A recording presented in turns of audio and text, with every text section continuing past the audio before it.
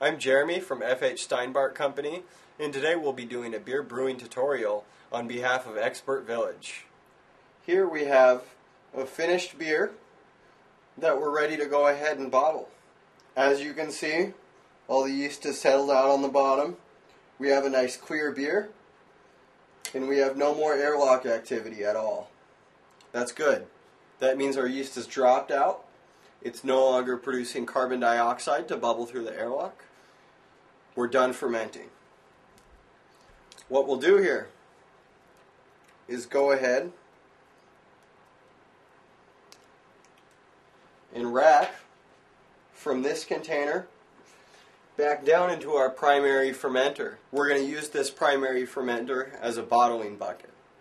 Here we have a sanitized racking cane. And what we'll do is go ahead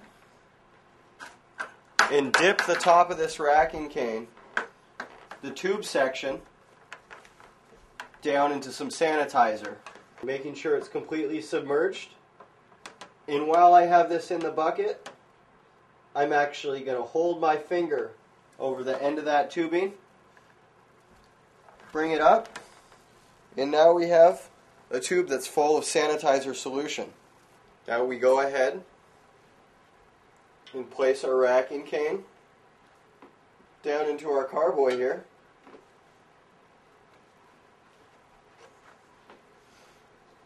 We take a drinking glass, set that aside, lower the top of our siphon cane, and go ahead and let that sanitizer come on out. The sanitizer solution will be followed by beer, so we go ahead and plug the end again, and go ahead and place this over into our bottling bucket.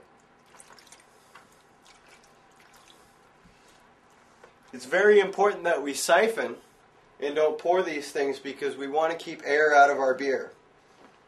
Siphoning is a way to do this very gently, and we'll also leave all this sediment at the bottom behind when we siphon. It's important that we have the bottom of this container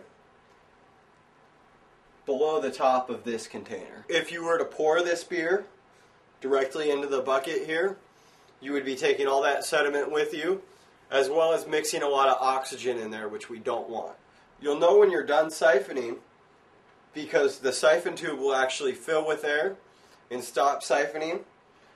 You will lose a little bit in the bottom of the container that's feeding. That's okay. Most of that is sediment and you don't want it in your beer anyway.